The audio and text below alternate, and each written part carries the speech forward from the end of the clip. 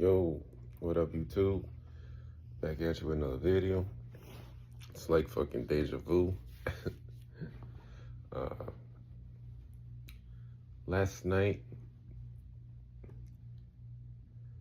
I don't even fucking remember. It was a little bit of a struggle, actually. No, similar to the prior night, but not as intense. But I did sleep, I think for another 3 hours or 4, maybe something like that. But you know, um, I did wake up and felt pretty good, truthfully. Um, During the day, definitely depressed, like the depressive thoughts, but you just kind of like, you just handle it like you're supposed to, like a regular person, like a normal person's supposed to. Not relying on an artificial substance to bring you happiness. That has to come from inside. So um, definitely very reflective, restless, definitely restless. Like I want to do shit. There's shit I have to do, but it's not motivated to do it. Appetite is back with a vengeance, and that's a very good sign. Been eating like pomegranate seeds. Still no real circulation. Like my hands are just like I'm generally like vascular, and nah, it's like the fucking veins are hiding. But yeah, today's day 6. It's crazy how it's like it's going by quick and slow. Like very, very like slow but quick at the same time, because I'm already damn near a weekend. So, like like 8 hours, I'll be entering into the 7th day, and we'll see how the night treats me. But truthfully,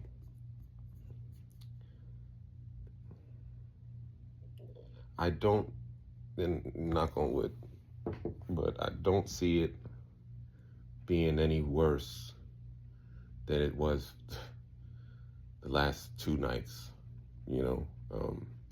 So I do feel I'm out of I'm like halfway or like 2/3, through this journey. Because generally for me, by day 9, I've always been good. 8 or 9. And then day 10, I always felt good. But then, just like anything else, it's a roller coaster of emotions, as your body, is trying to find equilibrium. So that's what it's doing. That's why it's like it comes in waves. That's all I can tell y'all. It's like it comes in waves. I think it actually helped that I'm sick, truthfully. I did take Dayquil the past couple days for like a cough and sore throat.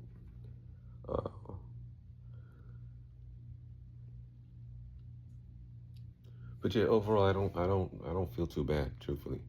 I'll tell you what, though, there is moments of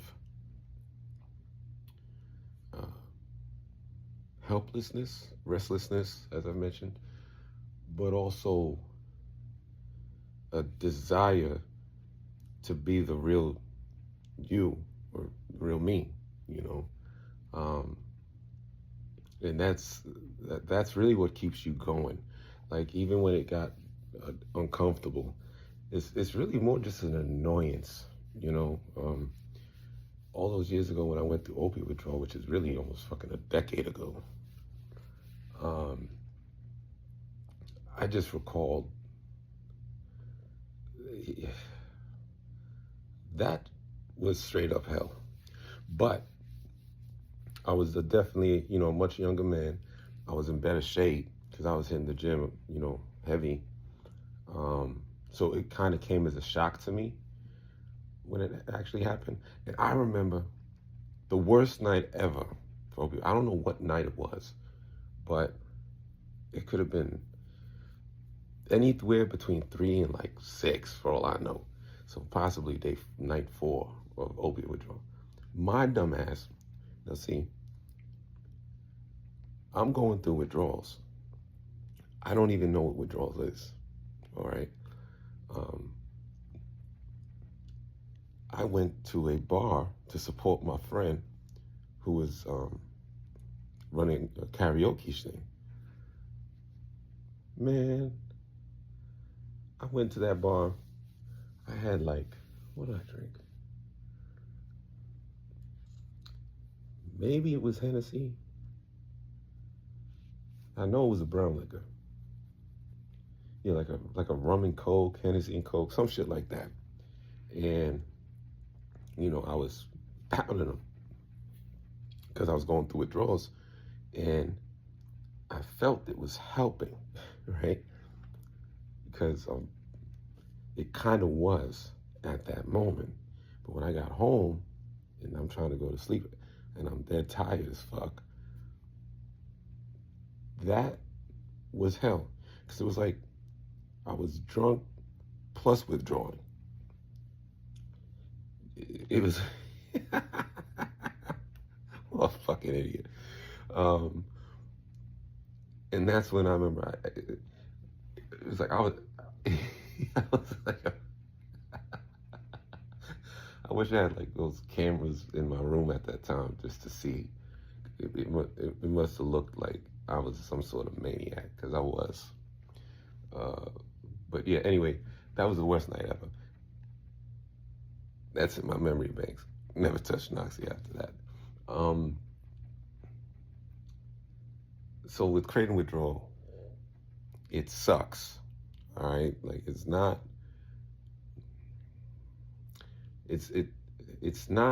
an insurmountable thing.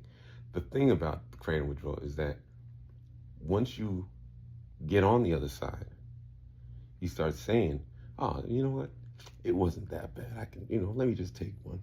Actually, that brings me to another point I wanted to make. How I even got back into it.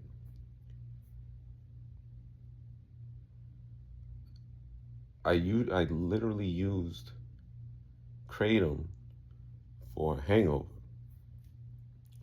because I was supposed to be off, but then there was like a call out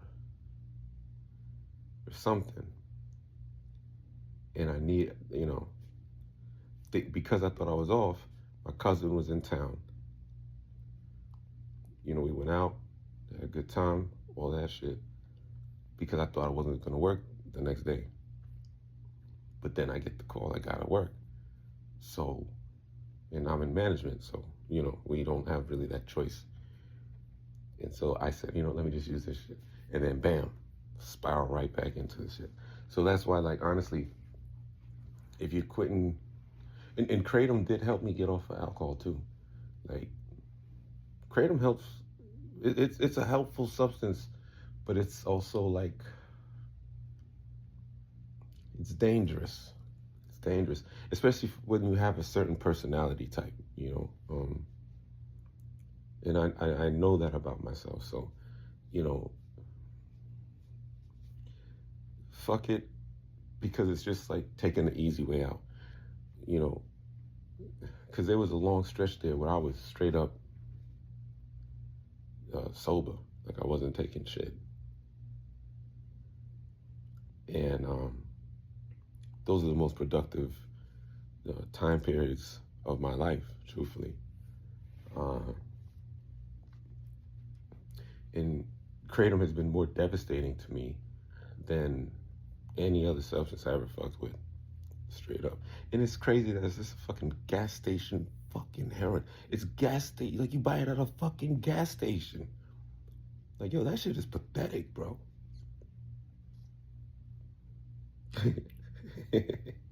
But you gotta laugh at yourself. You gotta be able to.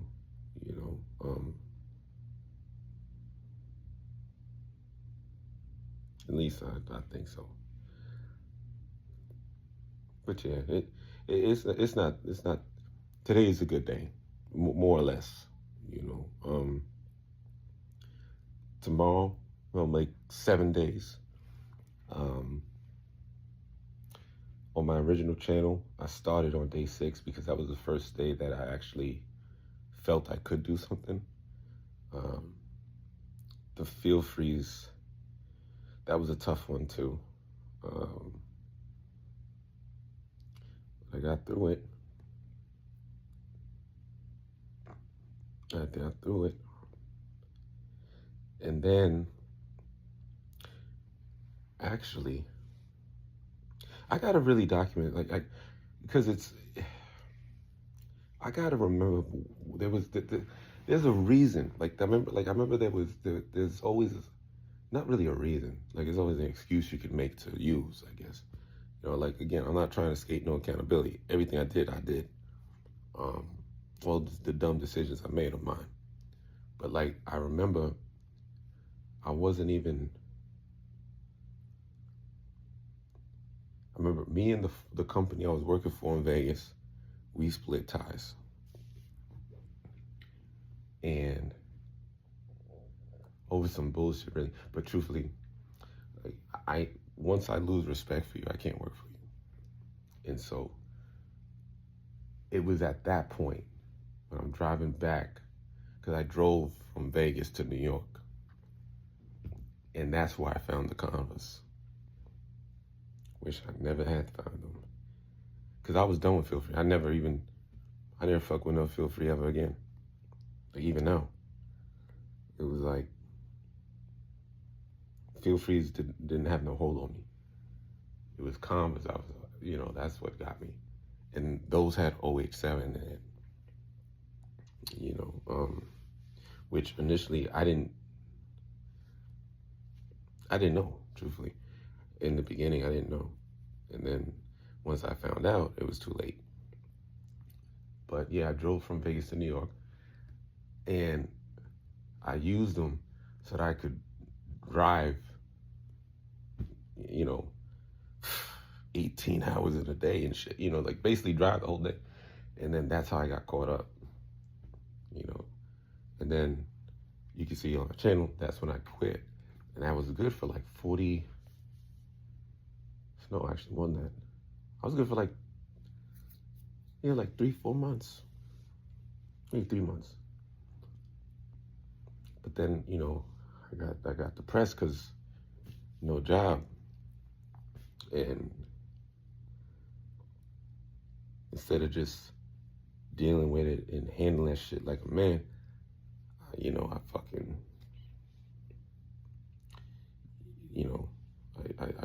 I succumbed,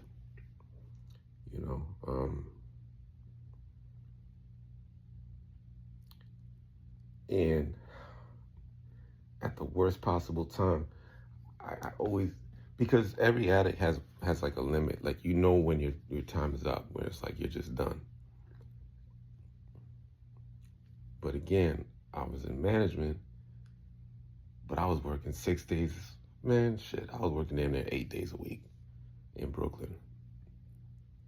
And it's like, I had no room. Like, even if I could take like the weekend, tough it out that week, I didn't have that breathing room that I needed. And, at least that's the excuse I made up in my mind, right? To continue using. But anyway, it was just very difficult. It's very difficult. But all Kratom does is mask the real you. Like, you're not sure. It's all an illusion, man. Like, you think you're getting something out of it that you're not getting out of it. You may think it gives you wings, like fucking Red Bull, but it doesn't. It doesn't do that. It actually inhibits you. It inhibits you and it limits you. And forgive me for my voice, man, because like I said, I'm still kind of sick, which is fucked up.